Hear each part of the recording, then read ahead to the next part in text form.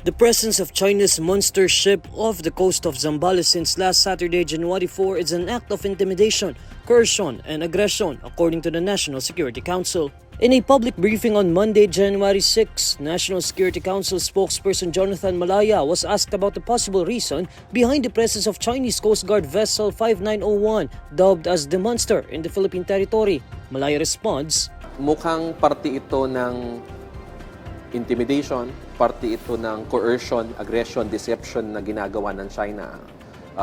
Pinapakita nila na may ganito silang barko at tinatakot yung ating mga mangingisda na mangisda sa West Philippine Sea. Malaya says the monster ship is not doing any blocking or dangerous maneuvers so far, but Malaya notes that the country continues its radio challenges and shadowing against the monster ship, adding that local authorities will not act provocatively unless instigated. Hindi po natin ito pinapabayaan, mga kababayan. No?